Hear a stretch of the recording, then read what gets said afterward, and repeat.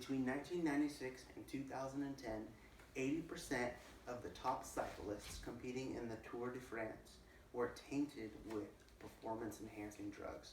Among them was Lance Armstrong. Armstrong held more victories of the Tour de France than any other cyclist in history, until all those victories were stripped away from him when he also tested positive for performance-enhancing drugs. Ever since we were little, we were always taught that cheating was never the right thing to do. Today, I'm going to talk about why professional athletes and those competing in competitive sports should be held to the same standard. I feel like it's important we all listen since we've all had that common knowledge. I'm credible to speak on this topic because I have done hours of research and I am a huge sports fan, and it's important that you learn and listen to what I have to say today. Today I'm going to argue why the use of performance-enhancing drugs should be continued to be banned in professional sports.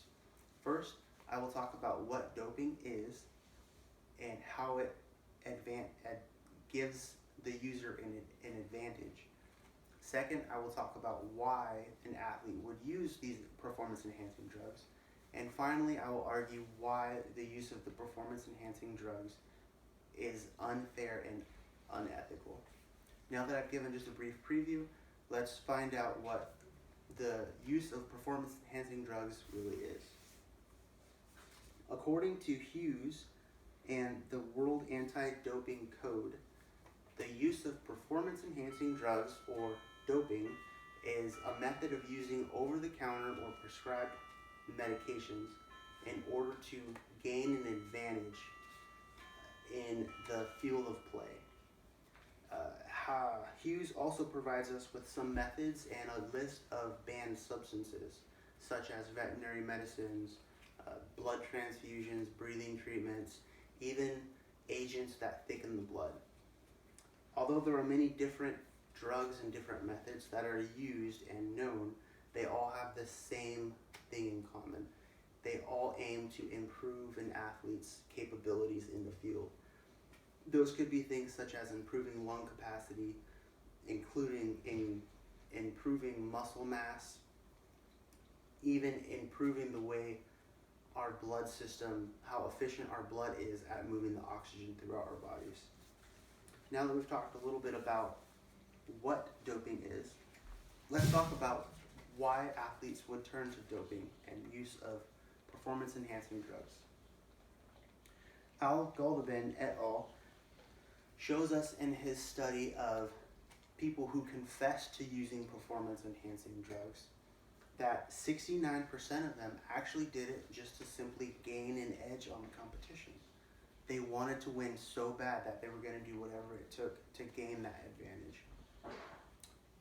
Desperation is also another key factor at play, and that's the desperation to feel the pressure of the world of sports today. Kaiser and Browers tells us that the world focuses on the winner, and in modern sports, there's a ton of pressure on the athlete to not only succeed, but to win at everything that he or she does. And this pressure could lead someone to using performance-enhancing drugs just to get that extra advantage that they didn't have before. Gillerman reminds us where sports functions are, there's also a lot of money to be made. And in his article, he focuses on Major League Baseball. And Major League Baseball actually incorporated the use of doping and personal enhancement drugs in order to regain popularity after some unsuccessful seasons. In fact, they actually renewed the fan spirit and brought an exhilarating, action-packed, power-hitting type of entertainment that none of the fans had ever before experienced. This was called the home run era. And during this era, the fans thought and were under the impression that a new talent in baseball had all of a sudden become found. But in reality, after a few seasons of this, what happened it was discovered that Major League Baseball was simply turning its eye and allowing the performance-enhancing drugs to run rampant, increasing their revenue and their popularity. Now that we've talked a little bit about why an athlete would choose to take these drugs, let's talk about how the use of these performance-enhancing drugs is unfair and unethical.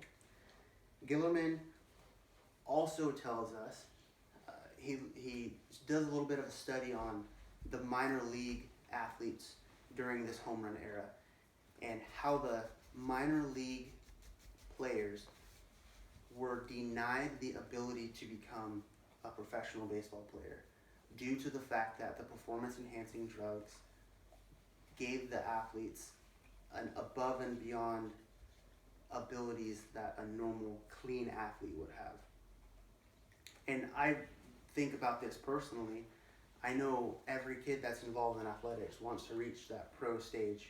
That's their dream. Whether it happens or not, that's a different story. But can you imagine getting that close? You're almost there, only to find out that the reason you failed was because somebody else was cheating. Talk about heartbreaking.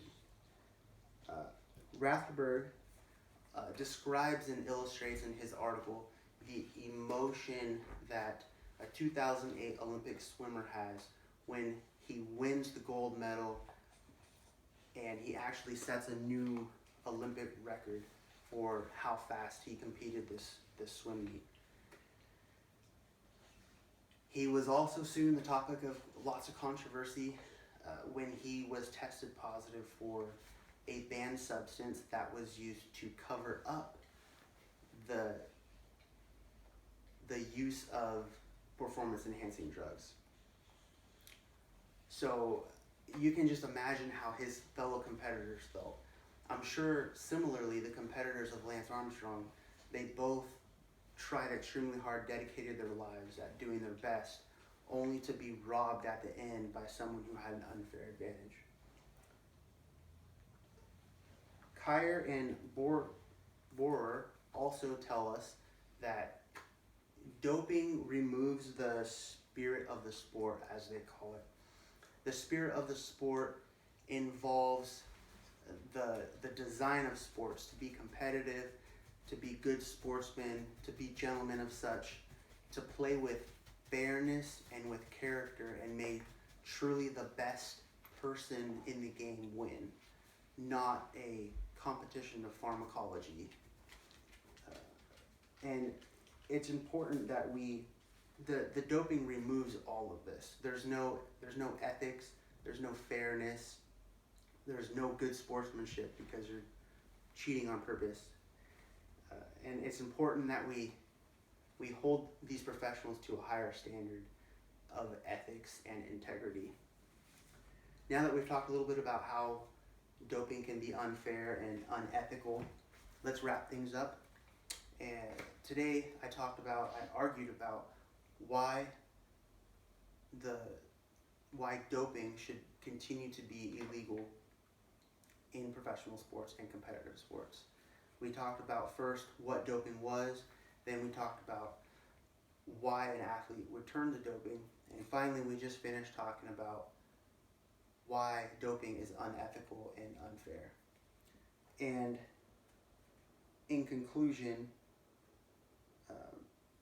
every path, doping is an easy path to a difficult destination. It's kind of a shortcut, a cheating way to get somewhere where everybody would like to be. So if doping was allowed to run rampant, there would be nothing special about the achievements of natural talent in professional sports. Thank you.